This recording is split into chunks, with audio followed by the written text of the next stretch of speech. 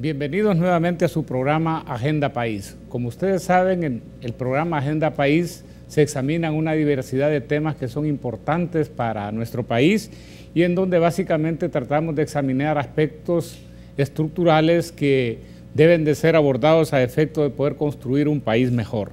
Una de las características principales del programa Apuesta País es que no solamente le ponemos atención al diagnóstico de los problemas, sino que también tratamos de hacer sugerencias de medidas que se pueden tomar para resolver esos problemas desde una perspectiva académica. En esta oportunidad vamos a tocar el tema denominado resurgimiento del proteccionismo, oportunidad o amenaza para la economía salvadoreña. Antes de comenzar, vamos a compartir con ustedes un breve reportaje que evidencia la relevancia que tiene este tema para la economía nacional. Resurgimiento del proteccionismo, oportunidad o amenaza para la economía salvadoreña. En 1985, hace 33 años, uno de los principales tanques de pensamiento en El Salvador se atrevía a sostener que el pobre desempeño que para entonces registraba la economía nacional no se debía exclusivamente al impacto del conflicto armado.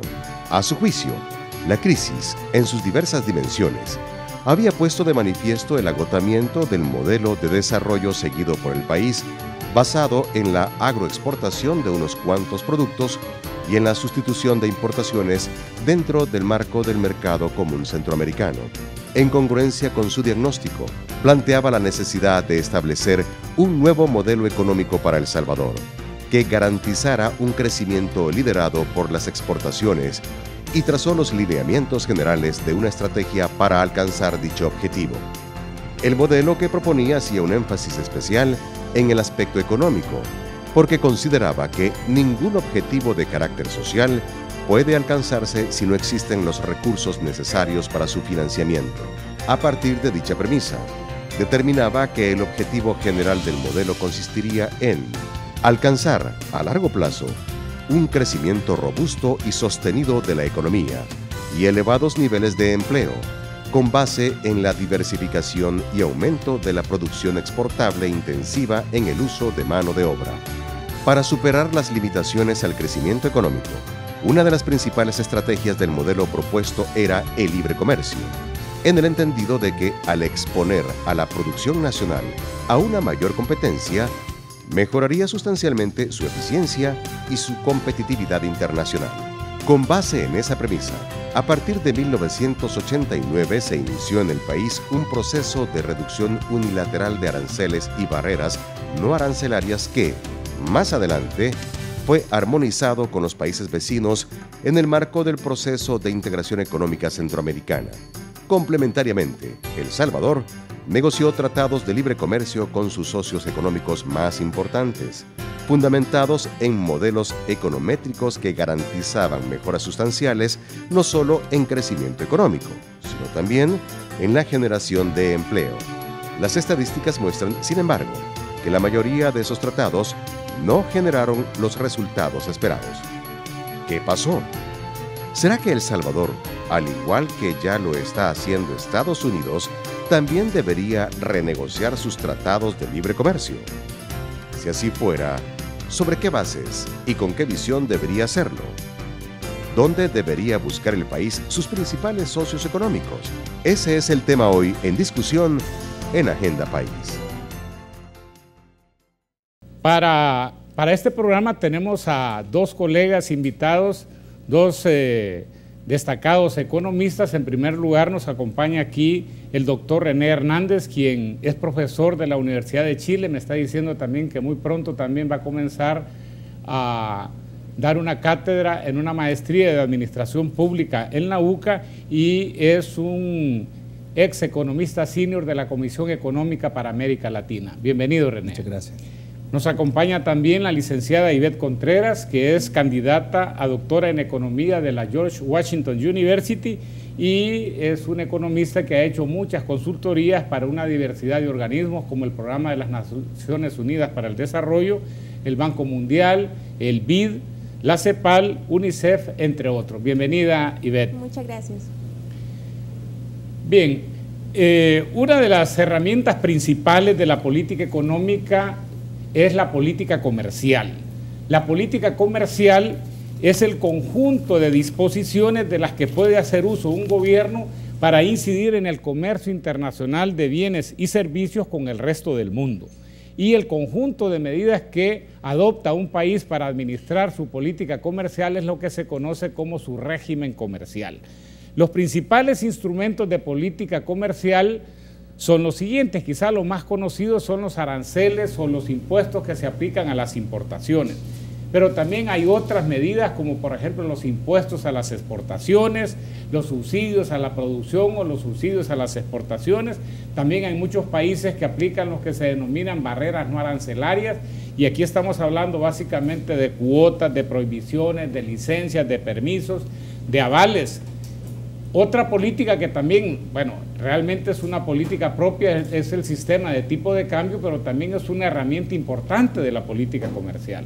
Hay otras disposiciones como los reglamentos sobre prácticas de comercio desleal, los reglamentos sobre salvaguardias, las regulaciones que se aplican a las compras gubernamentales, las leyes que regulan la inversión extranjera, las leyes que regulan el comercio de servicios y quizá una de las herramientas de las cuales se ha hablado mucho más en los últimos años en El Salvador son los denominados los tratados de libre comercio suscritos con otros países.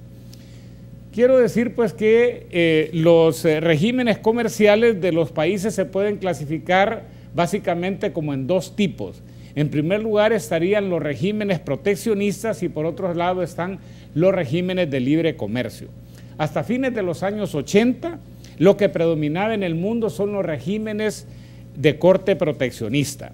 O sea, prácticamente la mayoría de países hacían uso de barreras arancelarias y no arancelarias para incidir en el comercio internacional de bienes y servicios y habían además disposiciones concretas que afectaban los flujos de inversión extranjera. Sin embargo, con la irrupción de lo que en un momento se conoció como el Consenso de Washington y posteriormente con la creación de la Organización Mundial de Comercio el 1 de enero de 1995, la mayoría de países durante las últimas 3 décadas se han ido moviendo poco a poco hacia regímenes de libre comercio. Y esto básicamente predominó hasta la llegada del presidente Donald Trump al gobierno de los Estados Unidos, que como ustedes saben, una de las principales medidas que ha adoptado ha sido la renegociación del Tratado de Libre Comercio de América del Norte, conocido como NAFTA, así como también renegociaciones que también está impulsando con otros bloques comerciales como la Unión Europea y China. Y dentro de este contexto es que quisiera comenzar haciéndole algunas preguntas a los colegas invitados. En primer lugar, la primera pregunta es, ¿creen que realmente el mundo se está volviendo nuevamente hacia el proteccionismo? ¿Realmente será que el libre comercio está perdiendo vigencia en favor del proteccionismo en el mundo? Bueno, yo creo que yo no llegaría a hacer una aseveración tan fuerte ni tan radical, porque las tendencias del comercio a nivel global son distintas y tiene sus matices que creo que es importante destacar. En realidad, lo que estamos observando ahora es en términos globales que hay una relación muy fuerte, muy importante entre el PIB global, el crecimiento de los países a nivel global y el crecimiento del comercio a nivel mundial. Hasta la década más o menos del año 2000 se estaba experimentando un crecimiento importante del PIB al comercio mundial, más o menos de una relación por cada punto de crecimiento en el PIB mundial, el comercio a nivel mundial estaba creciendo 2,5%. Lo que ha ocurrido es que en la última década esto ya no es así y la tendencia es que por cada punto de crecimiento del PIB estamos observando alrededor de 0,6, 0,7% de crecimiento del comercio a nivel mundial. Entonces esto ya es un punto menos que nos indica que la dinámica del comercio a nivel global está cambiando. Entonces ese digamos es un primer punto y de alguna forma en un contexto de lo que se denomina hiperglobalización, inserción a nuevas cadenas globales de valor y cadenas globales de producción, es que muchos países están adoptando medidas para contrarrestar la forma en la que se insertan a esta nueva dinámica a nivel mundial. Y una de esas manifestaciones es sin duda alguna el proteccionismo, pero que también tiene dos formas al menos de verlo y de analizarlo, porque están los que apoyan, digamos, el proteccionismo como una medida que se utilizó mucho en la década de los 60, 70, especialmente en América Latina, y otros que piensan que tiene efectos nocivos para la economía y para el crecimiento y desarrollo en general de los países. Ahora, tenemos otros procesos también, Ivette, por ejemplo, tenemos el famoso Brexit, ¿verdad? La salida de Gran Bretaña del proceso de la Unión Europea y la amenaza también de que haya otros países que puedan estar interesados en adoptar caminos similares. ¿Cómo ve usted? O sea, ¿realmente cree que tiene mucho futuro pues esto que está ocurriendo, si realmente van a haber imitaciones de otros países a lo que está haciendo el presidente Trump? Yo en primer lugar quisiera resaltar que las tendencias sobre comercio se mueven como un péndulo. Hemos visto casos en donde nos hemos movido de proteccionismo a liberalismo y luego ahora yo diría que estamos enfrente de un proteccionismo selectivo para proteger algunos sectores. Como bien usted mencionaba, el tema de Brexit nos dice que el tema es más ideológico y no solo en temas de comercio, sino que nos permite ver que ahora algunos países están tratando de proteger a sus trabajadores por medio de este tipo de medidas. Otro ejemplo que podemos ver es que Estados Unidos se salió de la negociación del Tratado Integral y Progresista Transpacífico. Ese podría ser otro ejemplo. Bueno, vamos a ir en estos momentos a un corte porque todavía tengo un par de preguntas sobre esta dinámica mundial a efecto pues de que podamos profundizar un poquito más.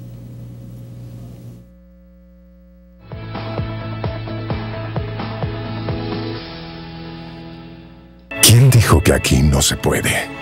Que las oportunidades son para pocos. ¿Que me debo quedar como estoy? Definitivamente puedo ser mejor. Cambiando la indiferencia por el compromiso. Proponiendo soluciones en vez de criticar. Transformando el conformismo en superación. Inscríbete hoy. Hagamos la diferencia.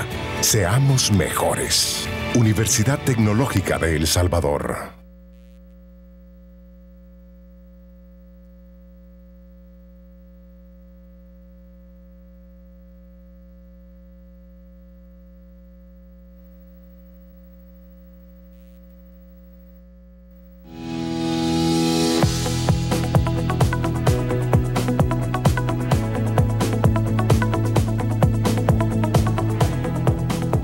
Bien, Ivette nos ha sido una aproximación de que hay en realidad tendencias y contratendencias siempre y que sobre todo entre libre comercio y proteccionismo hay como movimientos pendulares y hacía referencia a que al mismo tiempo que vemos nosotros esta renegociación de los tratados de parte de Estados Unidos con México, Canadá, la Unión Europea, China, estamos viendo también otro proceso importante, el famoso Tratado Integral y Progresista de Asociación Transpacífico, que más bien iría en la otra dirección, es decir, en un fortalecimiento, ¿verdad?, del libre comercio. Yo quizá la pregunta inmediata que les haría es entonces, ¿qué implicaciones creen ustedes que tienen estas iniciativas para los países de América Latina y para El Salvador en particular? ¿Hacia dónde se debería de mover América Latina y El Salvador tomando en cuenta como estas tendencias diversas? Bueno, me parece que todo el tema de las negociaciones mega regionales, como se llaman, que son varias. Ya se mencionaba que el acuerdo de asociación transpacífico, pero hay otros más, hay otras negociaciones mega regionales que son importantes, el acuerdo transatlántico de comercio e inversión que tiene Estados Unidos con la Unión Europea, o el acuerdo regional integral donde están comprendidas 10 economías del sudeste asiático, más Japón, China, etcétera. Lo que nos muestra es que en realidad esta es la gran tendencia que tiene hoy la política comercial a nivel mundial, y es adherirse, dado que ha existido y existe todavía por parte de la comunidad internacional una frustración enorme por el lento avance que han tenido digamos, los marcos multilaterales. Entonces se ha recurrido a negociaciones mega regionales que buscan de alguna forma tener un impacto mucho mayor en las economías. En el caso latinoamericano se está participando, y de hecho de las negociaciones mega regionales, el TPP o Acuerdo Transpacífico es posiblemente el más grande y más importante de todos, por muchas razones. En primer lugar, porque representa con el conjunto de países que eran 12, pero Estados Unidos se retiró ya del tratado, se le ha cambiado un poco el nombre, pero este tratado básicamente representa al 40% del PIB mundial, 25% del comercio a nivel mundial, y quizá posiblemente se convierta, de seguir su negociación y su proceso, en el instrumento de política comercial más sofisticado, más complejo, que se ha hecho y que se ha formulado. Entonces, representa una gran oportunidad para América Latina, aunque América Latina, digamos, participa a través de Chile, Perú, en el TPP, en este Acuerdo Transpacífico, pero América Latina tiene también sus propias dinámicas a través del Mercosur, a través de CARICOM, a través de la Alianza para el Pacífico, y por supuesto en nuestra región, para El Salvador, a través del CAFTA-DRR, que es el acuerdo centroamericano con Estados Unidos de libre comercio, que representa una oportunidad particular y de lejos quizá para nuestro contexto, el acuerdo más importante que hemos suscrito a la fecha.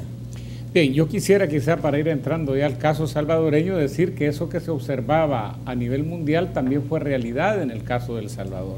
Hasta 1989 y principalmente en el marco del modelo de industrialización por sustitución de importaciones, El Salvador prácticamente pues tenía un régimen comercial de corte proteccionista. Sin embargo, al cambiarse el modelo económico a partir de 1989 por uno de promoción de exportaciones, prácticamente se instauró progresivamente un régimen comercial más propio pues de un esquema de libre comercio. Los resultados que se han obtenido desde entonces, sin embargo, han sido como bastante contradictorios. Quiero compartir con ustedes una diversidad de gráficos. Quizá el primero, el gráfico 1 que vamos a ver ahí, lo que nos muestra son las tasas de crecimiento económico, ¿verdad?, que se han registrado durante la vigencia del modelo de industrialización por sustitución de importaciones, y por otro lado, las que se han registrado durante la vigencia de este modelo de promoción de exportaciones, donde ha predominado un régimen de libre comercio. Y lo que uno observa ahí es que las tasas de crecimiento durante la vigencia del modelo de sustitución de importaciones no solamente fueron más altas, sino que también más estables de las que se han registrado en los últimos años.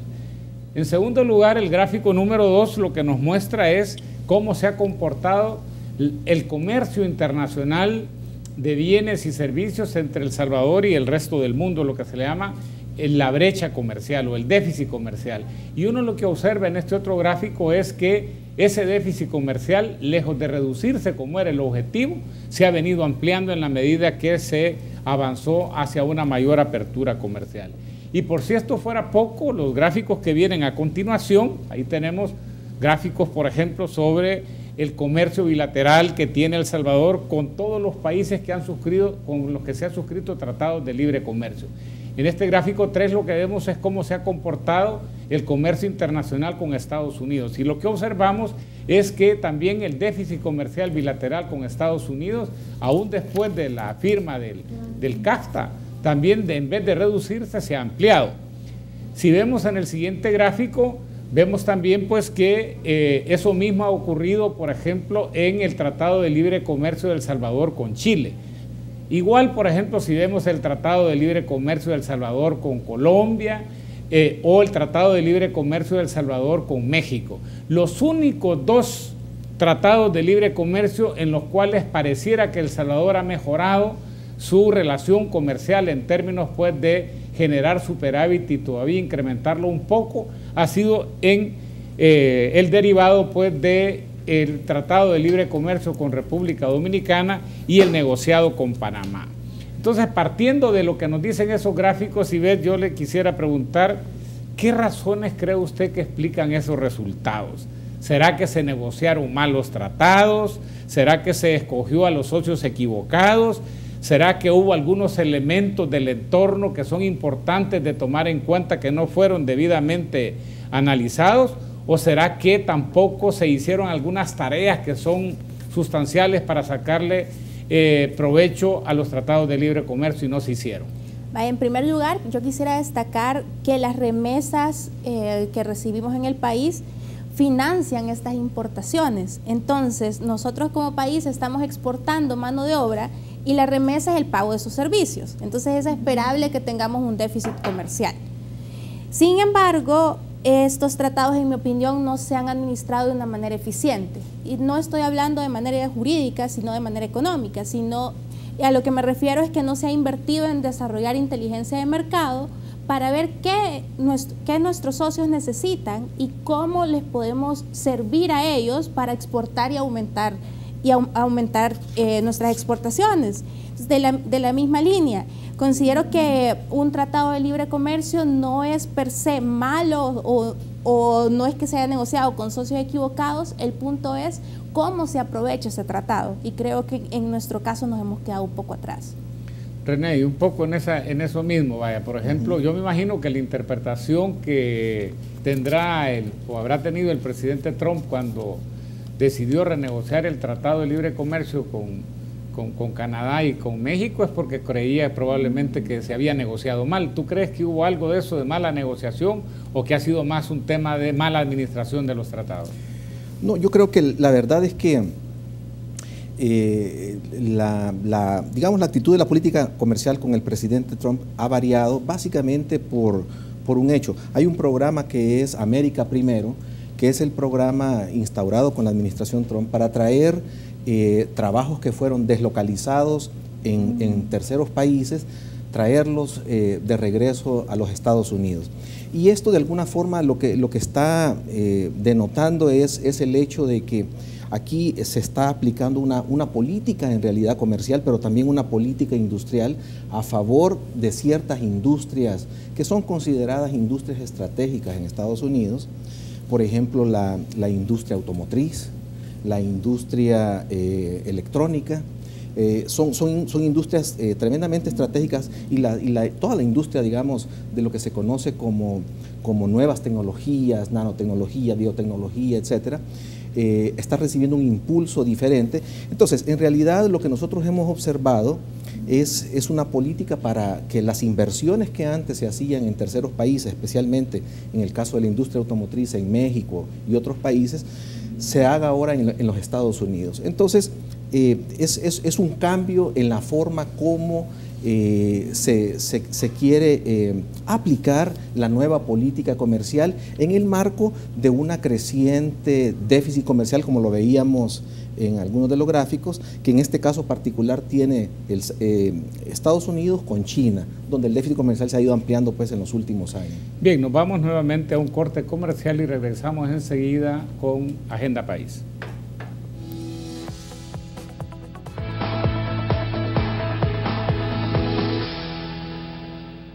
¿Quién dijo que aquí no se puede? Que las oportunidades son para pocos. ¿Que me debo quedar como estoy? Definitivamente puedo ser mejor. Con horarios que se ajustan a mis necesidades. Con especialización en inglés. En mi tiempo y en mi espacio. Inscríbete hoy. Hagamos la diferencia. Seamos mejores. Universidad Tecnológica de El Salvador.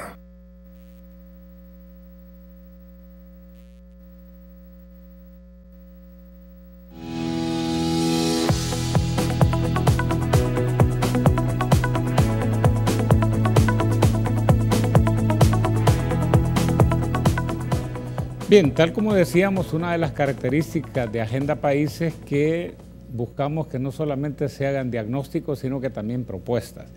Observábamos en los gráficos mostrados anteriormente que en los principales tratados de libre comercio negociados por El Salvador, lo que ha habido más bien es una profundización de la brecha comercial. mi pregunta es, ¿habrá llegado también la hora a nosotros, por ejemplo, de denunciar o renegociar algunos de esos tratados? Hay algunos, como el de Chile, por ejemplo, que prácticamente no le está generando ningún aumento en las exportaciones salvadoreñas. ¿Será, por ejemplo, que es necesario aplicar cláusulas de salvaguardia o adoptar algún tipo de medidas correctivas de carácter interno?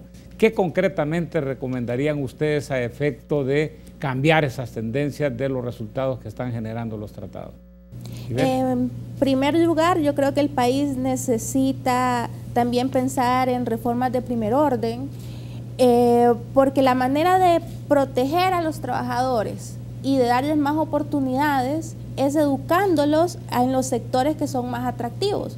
Por ejemplo, el Buró de Estudios Laborales de Estados Unidos ha definido que para 2020 en Estados Unidos habrá una demanda adicional de 1 millón de trabajos. O sea, habrán oportunidades para 1 millón de personas que no se pueden subsanar en temas tecnológicos. Entonces, más que solo en temas de comercio, yo diría que el país también tiene que enfocarse en reformas de primer orden, en hacer una conexión entre la educación con el mercado laboral y para así aprovechar de mejor manera esos tratados.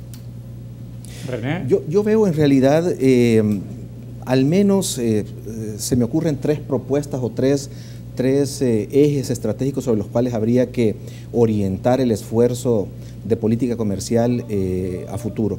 El primero, yo creo que está orientado a aprovechar los acuerdos que ya se tienen, porque naturalmente ahora hay unos que se aprovechan más que otros, y eso básicamente a lo que lleva es a un hecho que es importantísimo en toda esta discusión, que es orientar los esfuerzos para diversificar la oferta exportable. Que eso es algo que digamos, sobre lo cual no se discute mucho, pero que es uno de los elementos centrales de cualquier reforma de política comercial o una política comercial 2.0, 3.0, debería estar orientada sin duda alguna a diversificar una oferta exportable. La gran pregunta es, ¿hacia qué?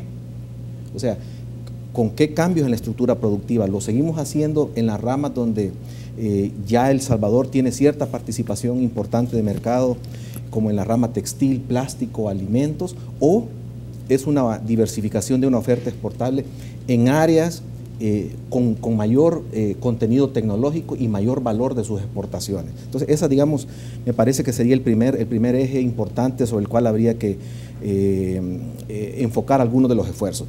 El segundo tiene que ver básicamente con el hecho de que es importante volver la política comercial coherente con el resto de políticas comerciales o el resto de políticas económicas del país. Tú lo mencionabas en la introducción, que una parte importante de la política comercial es la política cambiaria, pero lo mismo también es la política fiscal, lo mismo es la política industrial, y luego la apuesta, que creo que es importante y sobre la cual uno de los aportes que se pueden hacer en este ámbito de discusión es la apuesta también a sectores estratégicos dentro del país. Y ese es un tema que, digamos, para ciertos economistas puede ser debatible, porque generalmente la apuesta de los sectores estratégicos se hace en aquellos sectores que son o que tienen alguna forma de ventaja comparativa. Y quizá la discusión habría que llevarla más allá hacia sectores sobre los cuales no hay ventaja comparativa y hay que desarrollar las capacidades para lograrla. Entonces, esa me parece que es un segundo eje estratégico sobre el cual habría que trabajar. Y el tercero, que me parece importantísimo en el contexto actual, especialmente para El Salvador, es, dado que hay una escala de las negociaciones y de la política a nivel global, a nivel regional y a nivel bilateral, uno de los grandes escollos que hay que superar y que tiene que enfrentar la política comercial hoy en día es cómo va a enfrentar la homologación regulatoria, porque buena parte de los procesos que hemos estado observando ahora, especialmente cuando se quiere avanzar en un área de libre comercio o en una unión aduanera, uno de los grandes temas es cómo se hace homologación regulatoria con diferentes esquemas de países, por lo menos a nivel centroamericano. Yo creo que en esos 3 estaríamos comenzando, digamos, a tener una buena discusión sobre esto. Yo no quisiera desaprovechar la presencia de ustedes aquí porque hay un par de temitas que seguramente son de mucho interés para los televidentes y está relacionado, por ejemplo, con dos temas. Así, uno son las zonas económicas especiales. ¿Ustedes creen que es una política a la cual debería de apostarle El Salvador o realmente hay riesgos? O sea, puede ser otra falsa panacea y quizá más concretamente también, sobre todo, después de que se ha abierto relaciones diplomáticas con China, alguna gente incluso está hablando de la posibilidad de un tratado de libre comercio con China. ¿Qué opinarían ustedes, por ejemplo, de esos dos temas? Yo ahí, en primer lugar, con las zonas económicas especiales, creo que es un tema que hay que analizarlo detenidamente. En primer lugar, porque los principales desafíos que sufren las empresas para iniciar procesos acá o invertir en El Salvador no están relacionados con incentivos fiscales per se, están relacionados con problemas de crimen, corrupción e ineficiencia burocrática.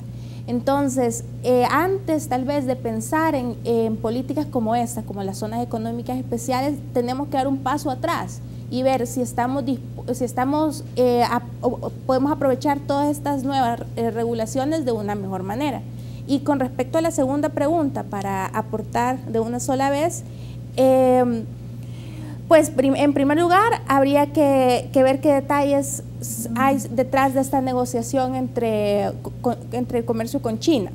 Pero aún así quiero poner en ejemplo el caso del TLC de Costa Rica con China, que fue firmado en 2012, una economía pues algo similar a la nuestra, en donde pues lo único que se han aumentado son las importaciones. Por lo que no se está aprovechando de la manera en como vimos los gráficos acá para el caso de El Salvador, no se está aprovechando este potencial. Aquí la pregunta es, antes de firmar un acuerdo, ¿qué vamos a hacer para sacarle provecho? Yo René, quizá para ir cerrando, ¿qué lecciones podríamos sacar de este programa, de lo que hemos discutido acá, que podría ser útil para los candidatos presidenciales? ¿Realmente debe de dársele una mayor relevancia a la política comercial? ¿Qué recomendarías tú?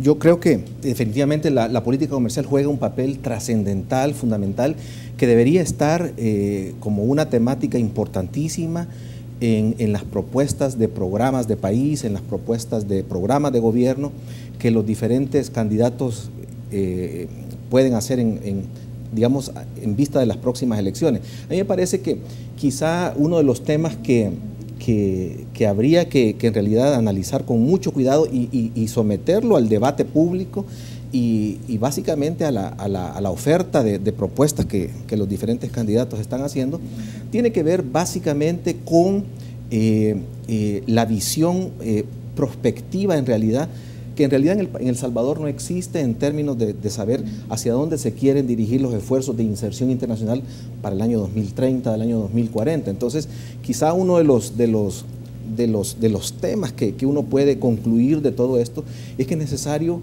forjar una visión de país sobre la cual poder encauzar todos los esfuerzos, no solamente de la política comercial, sino que el resto de la política económica, las políticas de crecimiento económico, las políticas de desarrollo mismo. Así que a mí me parece que hay una oportunidad importante, solo que este es un tema que tiene un nivel de complicación propio por el hecho de que son propuestas que se hacen a nivel de negociación bilateral o a nivel regional. Bien, vamos a una pausa comercial y regresamos con el cierre de Agenda País.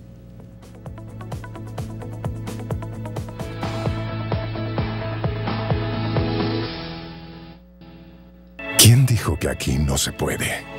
Que las oportunidades son para pocos. ¿Que me debo quedar como estoy? Definitivamente puedo ser mejor. Formándome con principios y valores. Con novedosos recursos tecnológicos. Con oportunidades de becas en el extranjero. Inscríbete hoy. Hagamos la diferencia. Seamos mejores. Universidad Tecnológica de El Salvador.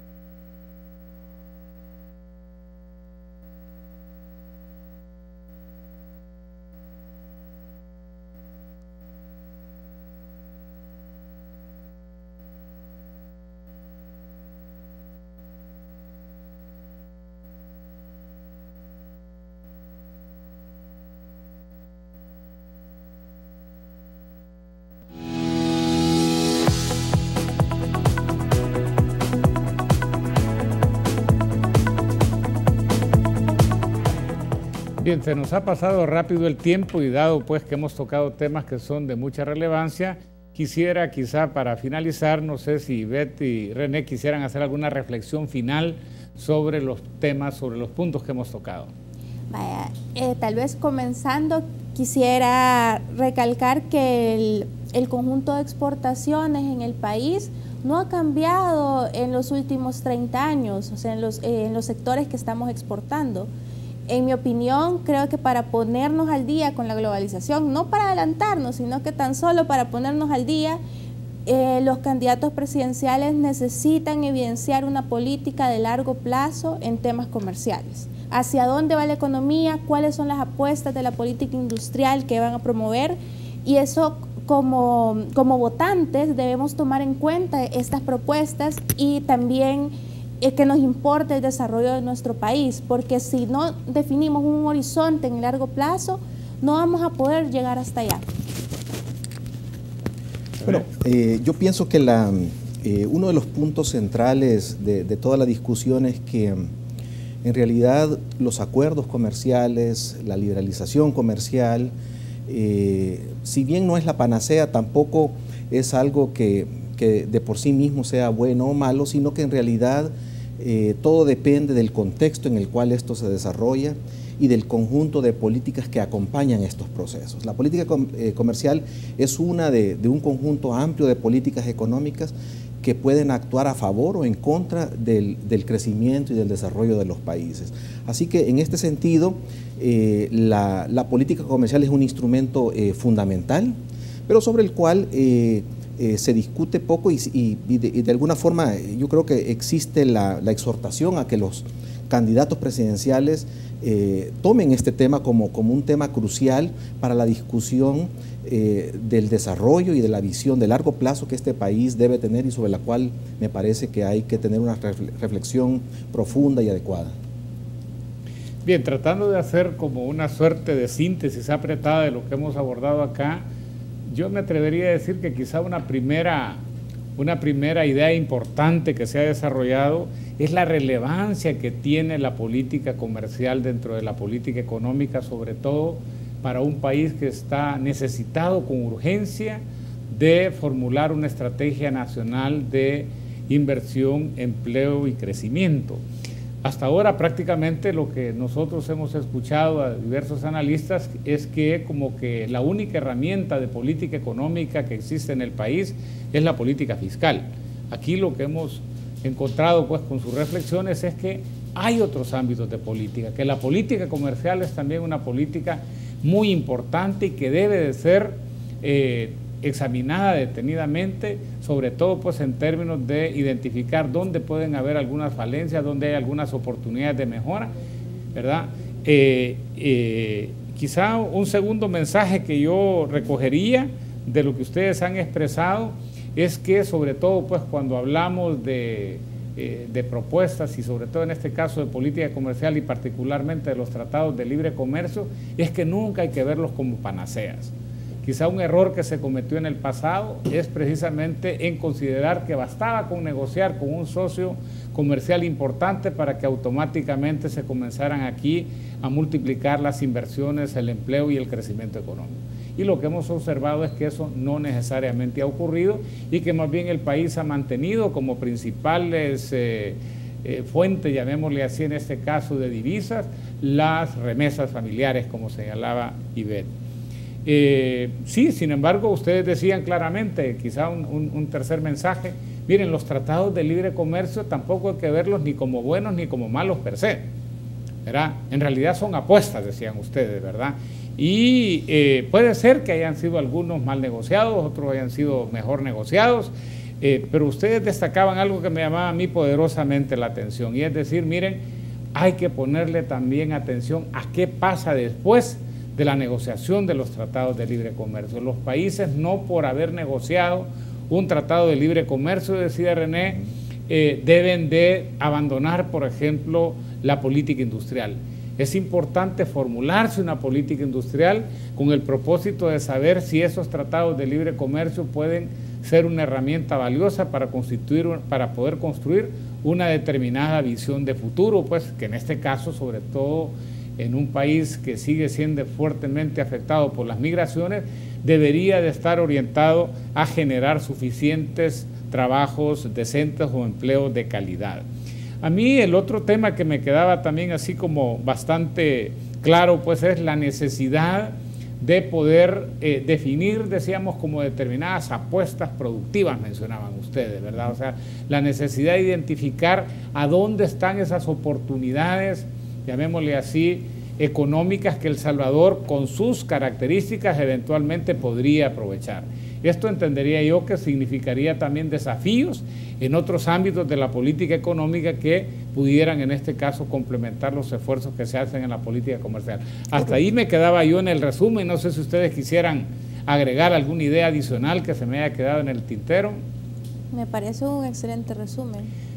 Bien, si no fuera más, entonces solamente quisiera agradecerle a mis colegas, a René Hernández y a Ivette Contreras por habernos acompañado en este nuevo programa Agenda País, y queremos invitarles pues nuevamente a el próximo domingo para el abordaje de un nuevo tema.